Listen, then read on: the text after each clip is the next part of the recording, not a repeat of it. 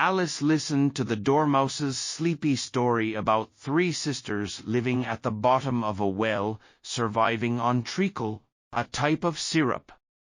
Alice, always concerned about food and drink, expressed her doubts about this peculiar lifestyle, and the Dormouse confirmed that all three sisters became seriously ill. Alice asked, "But why did they live at the bottom of a well?" The March Hare earnestly suggested, "Have a little more tea." Alice, irritated, replied, "I haven't had any yet." "So I can't take more," the Mad Hatter chimed in. "You mean you can't take less?" "It's very easy to take more than nothing. No one asked your opinion," Alice retorted. The Mad Hatter smugly asked, "Now, who's being rude?" With no other choice, Alice poured herself some tea, took a bit of bread and butter, and returned to her questioning of the Dormouse, trying to keep him from getting angry. "But I don't understand. How did they get treacle out of the well?" the Mad Hatter added. "If you can pour water down a rabbit hole, you should be able to draw treacle out of a well." "Simple, really." "But they were inside the well," Alice protested. The Dormouse responded, "Of course, they were inside the well. Very deep inside." This answer puzzled poor Alice, who wanted to avoid upsetting the Dormouse further, so she cautiously asked, "Ah, they learned to draw, treacle out of a well?" The Dormouse confidently replied, "Well, yes. The three little sisters, they were learning to draw, Why did they begin with the letter L?" Alice asked. The March Hare said, "Why not?" Alice fell silent. At this point, the Dormouse had fallen asleep again. The Mad Hatter poured hot tea on the Dormouse's nose, waking it up with a start.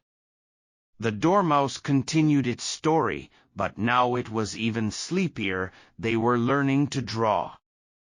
They drew all manner of things, everything that begins with an M. Alice, confused and unable to resist her tiredness, said, "M, such as mousetraps." "Yes, exactly," said the Dormouse.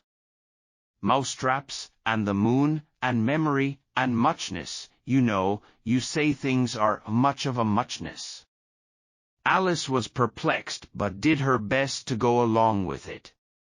However, when the Mad Hatter told her she shouldn't talk if she hadn't awakened fully, Alice couldn't tolerate it anymore. She stood up and left. The Dormouse fell asleep again. Those two didn't even notice Alice had left. As Alice walked away, she glanced back and saw them attempting to stuff the Dormouse into a teapot. Alice wandered through the forest, declaring, "Well, I won't go there again. Such a stupid tea party as this I've never seen." While muttering to herself, she suddenly spotted a door on a tree, which she hadn't noticed before. Alice thought, "Well, everything is quite peculiar today, so why not investigate?" With that thought, she walked through the door as she found herself back in the long hallway, very close to the small glass table. "Ah, this is my chance," Alice said as she picked up the little golden key and opened the door to the garden. She took a bite of the mushroom, saving a small piece in her pocket, and, shrinking to about 1 foot in height, she crossed the hallway, finally entering the beautiful garden with flower beds and a cool fountain. What would happen next?